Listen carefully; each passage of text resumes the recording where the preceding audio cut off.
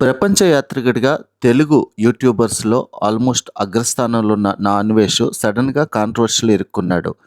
రీసెంట్‌గా జరుగుతున్న కొన్ని విషయాలపై ఆయన చర్చించిన విషయాలు, ఆయన చెప్పాలనుకున్న విషయం కంటే కూడా వ్యక్తిగత దూషణలకు, బూతులతో నిండిపోవడం వల్ల ఆయన్ని సడెన్‌గా కొన్ని వర్గాల వాళ్ళు, ముఖ్యంగా హిందూ మతవాదులు, సాంప్రదాయవాదులు ఆయన మీద తిరగబడుతున్నారు. మామూలుగానే అన్వేష్‌కి చాలామంది శత్రువులున్నారు. ఎందుకంటే అన్వేష్ యూజువల్‌గా పక్కా యూట్యూబర్‌పై ఎక్కువగా కామెంట్స్ చేస్తూ ఉంటాడు. శివాజీ రీసెంట్‌గా చేసిన కామెంట్స్‌ని మరియు తర్వాత గరికపాటి గారు ఈయన కొంచెం మతం కంటే కూడా మానవత్వం గొప్పదని నమ్ముతా మంచి సందేశాలు ఇస్తూ ఉంటారు. ఈయన చాలా ఫేమస్. ఈయనపై కూడా నా అన్వేష్ నోరు పారేసుకున్నాడు.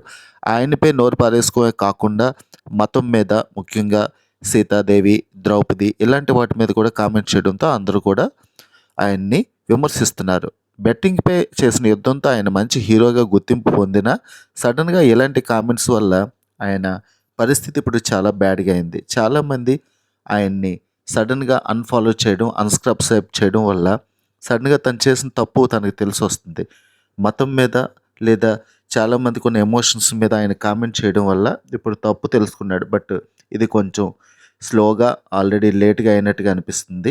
క్షమించండి అని చెప్తున్నా కూడా మన దేశంలో అయితే చాలా కేసులు ఇప్పటికే నమోదై ఉన్నాయి. ముందు కూడా చాలా కేసులున్నాయి. ఇప్పుడు కూడా చాలా కేసులున్నాయి. బహుశా నాన్ వెజ్ ఇండియా వచ్చే అవకాశాలు తక్కువైనా బట్ ఇండియా వస్తే అరెస్ట్ అయ్యే అవకాశాలు కూడా ఎక్కువగానే ఉన్నాయి.